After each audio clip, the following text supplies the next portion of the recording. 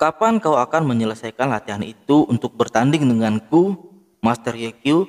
Tanya Yuan Zhao di dalam hatinya.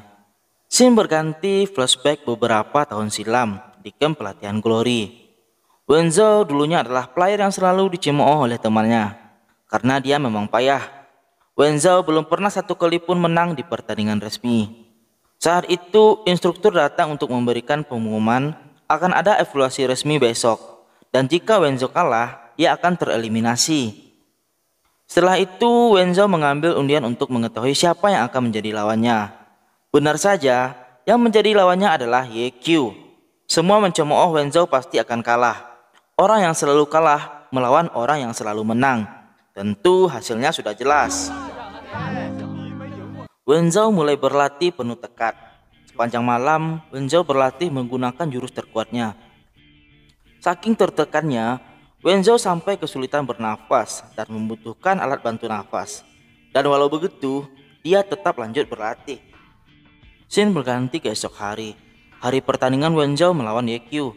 Pertandingan belum dimulai, tapi para murid lain sudah berbisik-bisik kalau Yuan Zhao pasti akan kalah. Yekyu langsung menyerang dengan agresif.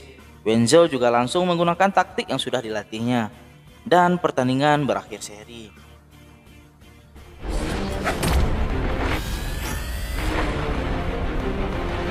Yuan Zhao langsung menekan jam stopwatch-nya.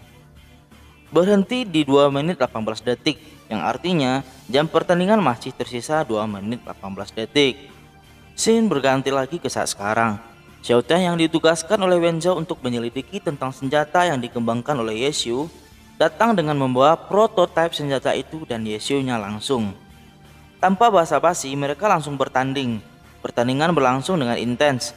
Kedua belah pihak sama-sama mengejar kemenangan. Dan Yuan Zhao menggunakan sihir pamungkasnya, Curse Arouse. Yeshu dengan payung Kenji-nya mampu menghindari semua serangan dari sihir itu. Waktu pun berakhir, dan lagi-lagi tanpa pemenang. Pertandingan berakhir seri. Yuan Zhao melihat karakter Yekyu memainkan profesi sebagai freelance, tanpa spesialisasi.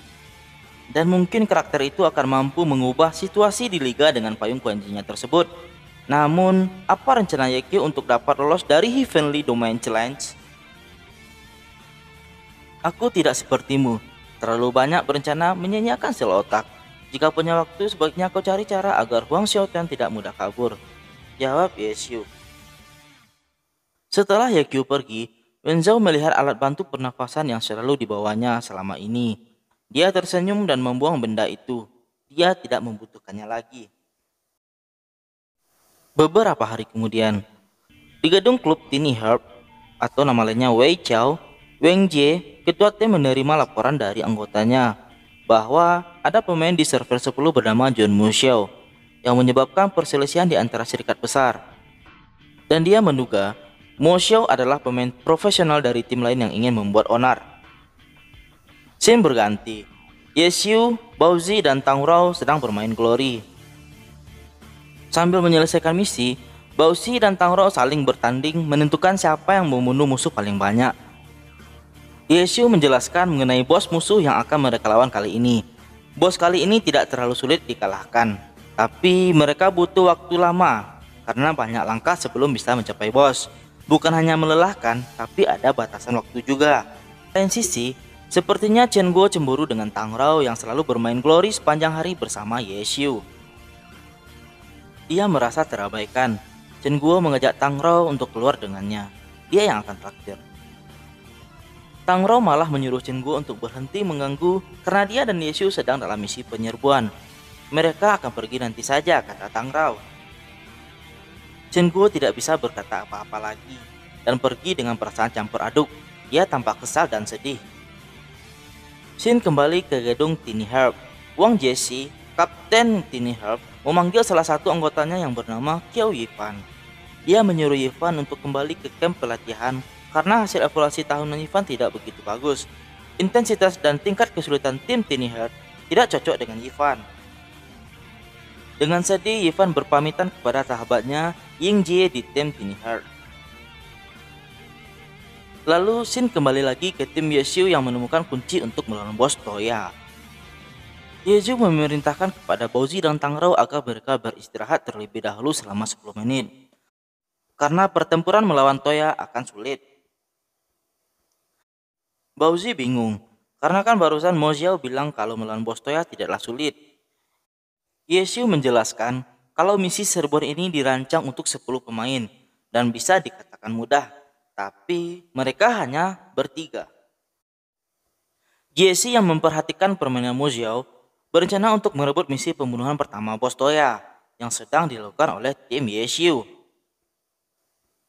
Dan karena hal itu, Wang Jesse menyuruh semua anggota untuk masuk ke ruang latihan dalam 10 menit lagi untuk sesi darurat. Performa semuanya selama sesi ini akan masuk evaluasi bulan ini. Mereka yang tidak ikut akan gagal pada evaluasi bulan ini. Mendengar pengumuman itu, Ying Ye tidak langsung ke ruang latihan. Tapi ia lari keluar gedung, dia hendak mengejar Ivan. Dia mengajak Ivan untuk mengikuti evaluasi ini. Mana tahu masih ada kesempatan Ivan di evaluasi ini. Ivan langsung berlari mencari komputer kosong. Ying Ye diberitahu anggota lain kalau mereka harus mengalahkan Mo Xiao. Sementara itu, para anggota Tiny Herb sudah login ke akun Glory mereka dan mengincar Mo Xiao. Yesu dengan instingnya sadar kalau mereka sedang disergap. Jun Mo Xiao dengan gampang dan mudahnya membunuh habis semua anggota Tiny Herb. Di sisi lain, Ivan berhasil menyalakan komputer yang ada di gudang. Dia membaca pesan dari Ying Jie yang memberitahu titik koordinat penyerangan. Dan tanpa membuang waktu, Ivan langsung menuju ke sana. Dengan hati-hati, Ivan membuat sihir di suatu titik yang dia perkirakan akan dilewati oleh Jun Mo Xiao. Pertandingan Tiny Herb berakhir dan mereka segera menghadap kepada Wang Jesse. Wang Jesse berujar kalau sebenarnya dia sudah menduga bahwa mereka akan kalah. Tapi dia tidak menyangka kalau mereka akan kalah begitu cepat. Jesse mulai menjabarkan setiap kelemahan masing-masing anggota. Wang Jesse menjelaskan siapa Jun Musou sebenarnya. Musou adalah bos terbesar di sejarah Glory. Dia adalah Ye Qiu. Lantas semuanya terkejut. Mereka tambah terkejut saat melihat ke layar. Ternyata Ivan sedang berhadapan melawan Yeqiu dan Wang Jesse memerintahkan untuk menghentikan Ivan. Scene berganti ke pertarungan Ivan dan Jun Mo Xiao. Ivan mencoba menyerang Jun Mo Xiao yang sedang lengah, akan tetapi gagal. Kau sangat cerdik, sayangnya kau tidak menyadari kelemahanmu, ujar Jun Mo Xiao. Kelemahan apa? Tanya Ivan balik. Dan di saat itu, Yebo malah menemukannya. Dan dia tidak sempat bicara lebih lanjut dengan Jun Mo Xiao dan harus menyudahi permainannya. Ivan pergi ke ruang latihan untuk menemui kapten. Tapi mereka mengabaikan Ivan. Lalu Yebo malah berkata, kalau Wang Jesse memanggil Ivan bukan karena hal penting kok. Kapten hanya takut Ivan kalah telak dari Yeqiu yang hebat. Jadinya dia memanggil hanya agar Ivan berhenti bermain saja tadi. Lantas Ivan kaget mengetahui Jun Mo Xiao adalah Yeqiu. Akhirnya Ivan pamit kepada sahabatnya Yang Jie untuk pergi ke camp latihan.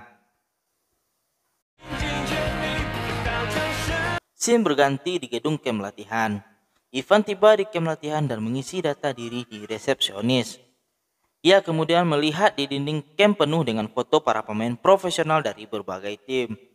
Ada foto Xiao Tian dan Wen Zhao dari tim Blue Rain.